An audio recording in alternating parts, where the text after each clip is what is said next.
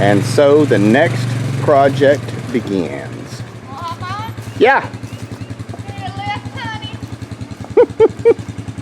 Yeah. Come on, I'll give you a ride. I bet you will. Right on the trailer. What we are doing is getting ready to set the posts. You ready? Yep. Hold on. I'm holding for the new property that we are fencing in. And thank goodness we got this trailer and the four-wheeler and the hooch. Look at her, ain't she cute? Woohoo! Not really.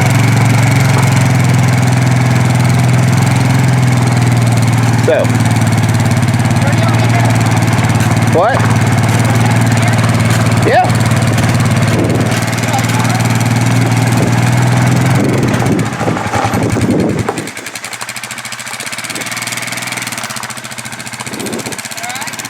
Yeah.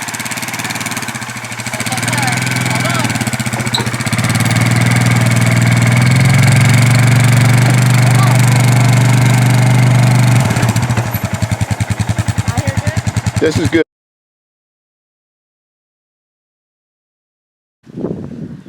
There we go. Okay guys, now we're back. Hopefully that all recorded. What we're getting ready to do is set up our fence and run it from here all the way up to here. So what we're going to do is walk up here, find us a spot and mark it, dig us a hole, and then I'll show you where the property line is. Then we'll go from there. More to come. Okay guys, now we're back. We got us a hole. It's a little over 2 feet deep. It's not a 4x4, it's a 4x6. They were free, so we're using them, and we're going to put it the thick piece on the long run. And this, I'm gonna say, is 240-ish feet. That's what we're doing. But we're getting this guy set in. We'll put the concrete in. We're gonna split it in half. Then we're gonna split it in half again. So we'll have it quartered. In theory, after that, we're going to do 3 T-posts per quarter section. That way, we have a tree go down across it. We don't lose the whole fence line. We can only have to replace 240, 120, 60. We only have to replace 60-ish feet, something like that. It's my thought. It's how I've always done it.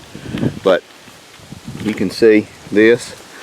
We had it surveyed, so the neighbor, who was kind of snitty, should not have a problem. Turns out I own his driveway. You see the red flag right over there, the orange marker? That's where my property ends at, and it's across his driveway. The last people that were here, he made them move something off of his property, made them tear down a building that was a few inches over on his property. We'll see what he has to say. I tried to give them paperwork today, but nobody would come to the door. Away she goes. Oh, wait a minute. They wouldn't come to the door, but their car is parked outside the door, and when we leave, the car leaves. Yeah, what she said. More to come. Okay guys, this is what we have done so far. That 2x6 is at 240 feet. We marked it with a tape measure, and we've got our line stretched. Now, what we're going to do, like I said, because of all these trees, we're going to split this.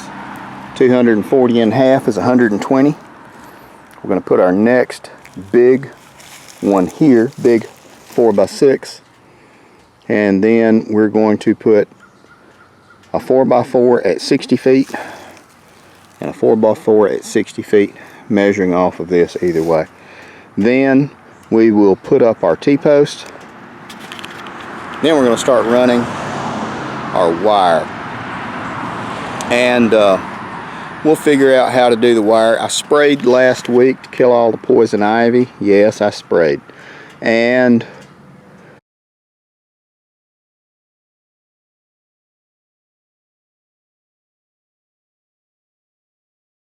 okay guys, now we're back. You can see that I have put her to work. Work it, girl. Well, you shouldn't break stuff. I didn't break nothing. I might have helped, but that's all I'm going to say. Now, I'll show you. We're digging a post hole. We're using clamshell diggers, post hole diggers. This digs around enough dirt, probably like a 6-inch circle, and allows you to put in a 4x4 post. A lot of people might not know this, so this will just be. Now, I'm out here in the woods, on the edge of the woods, and these are what I'm getting out of here.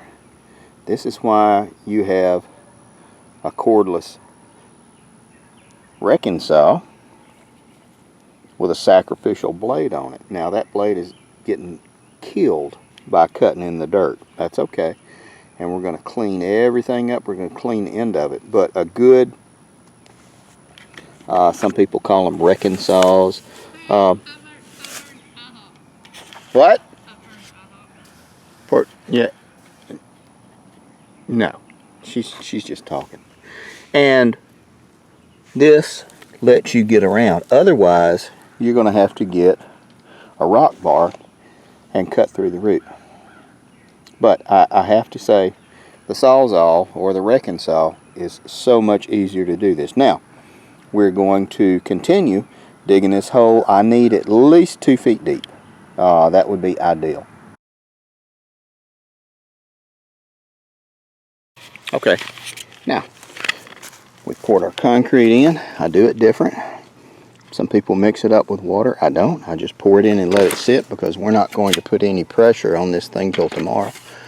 And the groundwater and the condensation will have it set nicely. And it drives me crazy when he does that. No, it's perfect. No. Perfect. You put water in it. No, you don't. Just a little. God waters your concrete for you. Not all the time. When you're doing post holes. No, he don't. He don't water my flowers. Did you break my... No, I fixed your thing. Did you broke it? No, I fixed it. God. Anyway, guys, more to come. You're welcome. Okay, guys, now what we're doing is we're calculating how many T-posts to put in between each wooden post. Again, I'm overbuilding this, and we're only putting chickens in here, maybe dogs, maybe grandkids, but nothing outrageous. So, this is going to be 58 feet between the two. Now, we have a terminating post, and we have a post here as well. So, I only want to put 3 posts in between these. So, we're going to divide 58 by 5, because we would have a total of 5 posts up. And that's going to give us like 11 and change. It's going to be perfect for what we need. And again, we're not going to be doing a whole lot of, we're not trying to keep cows or horses inside this fence. This is just for chickens and dogs and kids. So this is going to be ideal. And ultimately, what I might do is, just like at the old property, is run a row of yucca all the way up.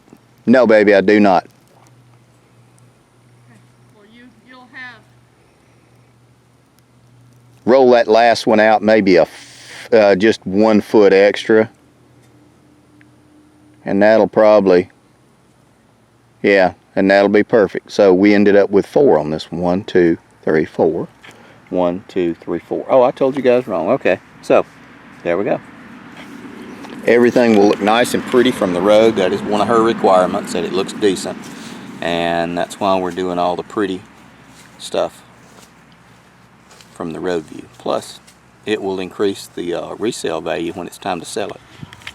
And our neighbor was not happy. They'll be strong. More to come.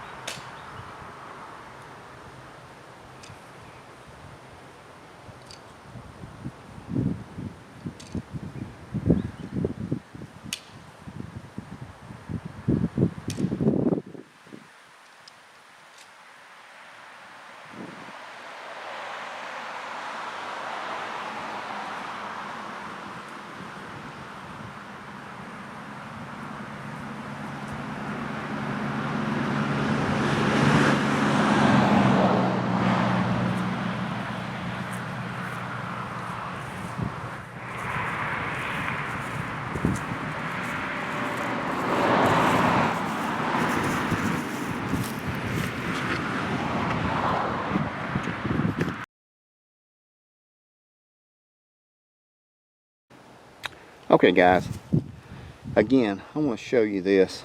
Some of you might know and some of you might not know. I'm overbuilding all of this because I don't want to have to do it again in my lifetime unless we have some trees come down. These are side braces, and I'm using this halfway through the run. Run being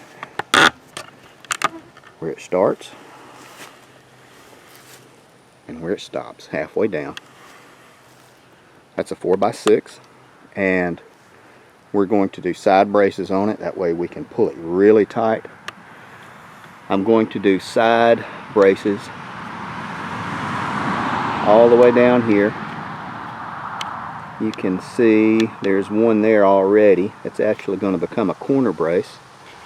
And then I'm going to attach to the existing fence right there, and I'm going to put a side brace there as well. It's going to be an angle, and the reason being is it just holds so much more tension when we're pulling this thing tight to bind everything together. What we're going to do is we're going to dig this out, and then we're going to screw it in place, and that will hold everything wonderfully. You will be amazed at how tight it becomes when we do this. More to come.